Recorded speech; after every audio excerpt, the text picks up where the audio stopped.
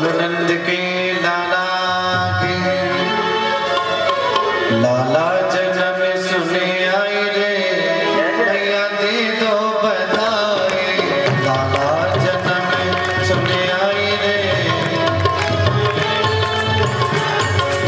लाला जन्म सुने आई रे मैया दे दो बधाई।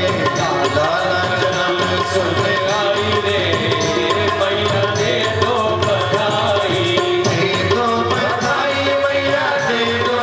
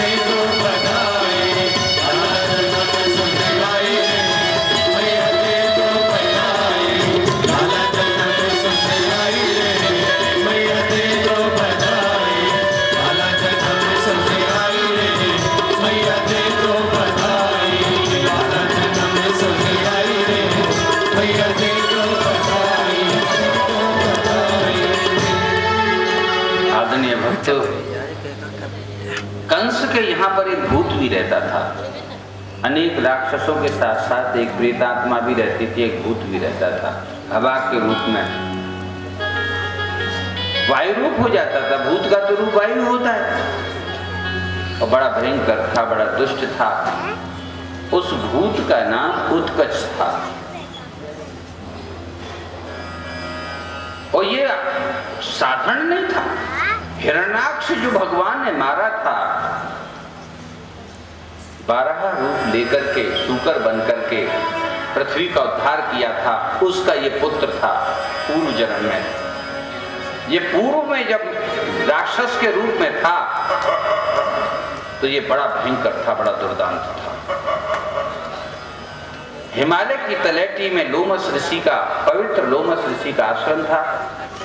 बड़े सुंदर सुंदर फूल खिलते थे उस आश्रम में, बड़ा सुंदर बगीचा था, फल लगते थे। वहीं मध्य भाग में उस बगीचे में, उस आश्रम में मध्य में उनकी कुटिया बनी हुई थी, उनका स्थान बना हुआ था। लोमस ऋषि घूमने के लिए चले जाते थे, शाम को आते थे, शिष्यों को छोड़ जाते थे। शिष्यों को तो डरा धमका करके इस उत्कच ने भगा दिया। उस समय तो इसका शरीर भूत जैसा नहीं था, बाद में भूत जैसा हो गया, बाद में भूत बन गया, ये प्रेतात्मा बन गया, वायुरूप बन गया।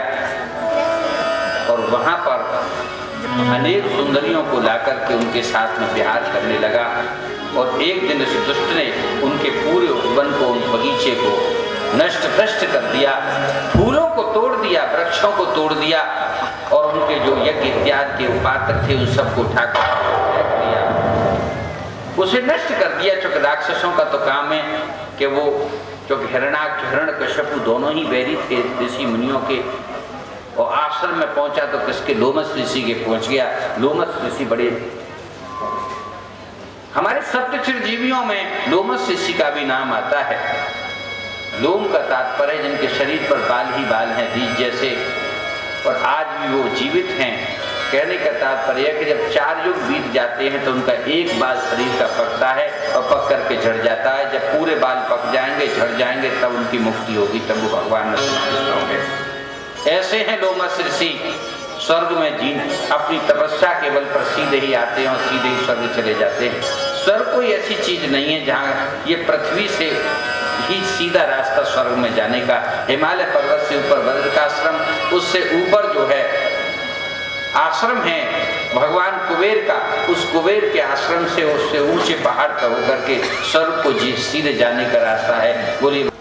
और उसी तरह से जैसे वायु रूप में देखिए सब पंडाल हिलने लगा, वातावरण, तेज हवा, ये सब प्रकृति आती है कथाएं सुनने के लिए।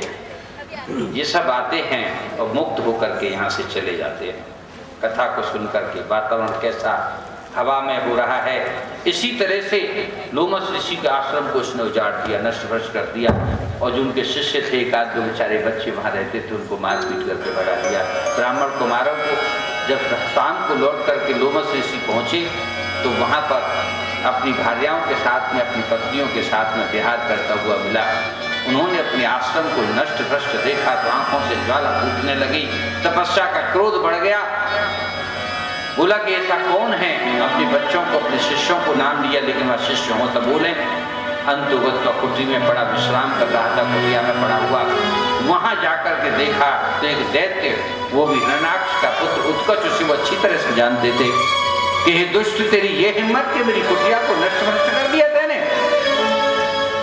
मैं तुझे अभी साथ देता हूं कि जिस बल के घमंड से तैने मेरी कुटिया को नष्ट भ्रष्ट किया है, जा तू निश्चित ही हवा के रूप में विचरण करेगा और तेरी मुक्ति नहीं होगी। बोले वृंदावन बिहारी लाल, तो भूत बन जाएगा।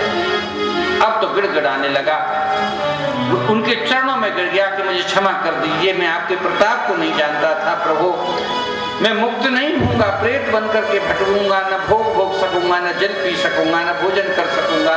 मुझे बचाइए, संकट से बचाइए। ये बहुत रोया, बहुत दुखी हुआ, पसीज गया मुनि का हृदय। लोमस ऋषि का हृदय पसीजा तो बोले ठीक है, तुझे मुक्त होने की बात जहाँ तक है, अब मैं तुझे अपने उसको, तू प्रेत तो बनेगा, भूत तो बनेगा, तू वायु रूप तो होगा, ऐसे तो मैं नहीं हटा सकता, लेकिन निश्चित ही तू जो है भगवान के स्पर्श से, उनके चरणों के स्पर्श से जब लगेगा द्वापर में जाकर के तब तेरी मुक्ति हो जाएगी। या इतना मैं तेरा किया करता हूँ। तभी से वह प्रेतात्मा बन करके विचरण किया करता था और प्रेतात्मा बन करके कंस ने अपने पास अपने समीप बुला लिया था उसे।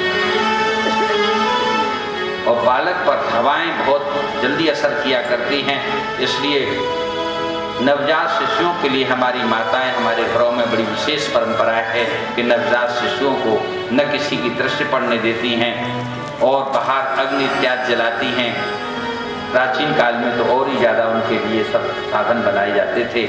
अब थोड़ी सी स्थिति बदली है, लेकिन तथापि बच्चों की रक्षा के लिए अनेक कर्म किया करती हैं। तो वो नंद बाबा के घर में आ गया। माता ने उधर बधाइयाँ चल रही थी, गायन चल रहा था, माता व्यस्त थी। भगवान समझ गए कि ये उत्कच पूर्व जन्म का उत्कच, पहले का उत्कच और अब का ये प्रेत रूप वायु रूप ये दैत्य आ गया है, इसका उद्धार करना है। संतों की वाणी, लोमस शिष्य की वाणी मुझे पूर्ण करनी है। इसलिए माँ ने एक पालने में उनको एक सकट था, एक छकड़ा था, एक गाड़ी थी, एक पुरानी सी गाड़ी थी। उस गाड़ी में बहुत से उनके बर्तन, दूध, दही सब रखे थे। ब्रजमंडल का जो जिस समय नंद और यशोदा का रहना सहना है वो ऐसा है जैसे कि कोई कबीले में, जैसे गांव घाट में आज भी लोग रहते हैं। किसी में घर में रथशाला बनी हुई है, वहाँ पर रथ है, कहीं पर रब्बा, मझोली, गाड़ी, बैलगाड़ी इत्यादि जैसे गाँव में पुराने लोगों ने देखा होगा, वैसी सब कुछ स्थिति है आदरणीय भक्तों।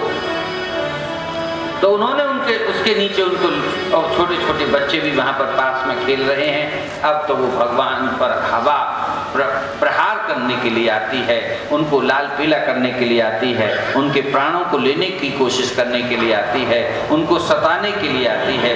और उसी रूप में वायु रूप जब उस पर उसने अपनी छाया का भगवान के ऊपर संवरण किया और इस तरह से यूँ करके अपने हाथों से भगवान को मारने की कोशिश करने लगा, तभी भगवान ने अपना चरण का मुंह उससे लगा दिया।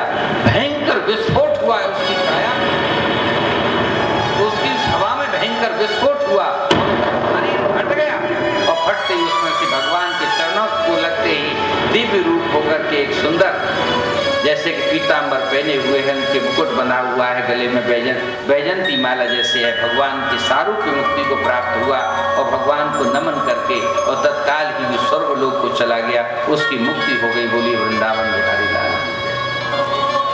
अब तो छकड़ा उलट गया उसके विस्फोट से, उसके भूत के, उस प्रेतात्मा के, उस उत्कच से। अब तो मैया भागती है, जितनी स्त्रियां हैं वो सब गा बजा रही थी, वो सब गाना बजाना बंद हो जाता है।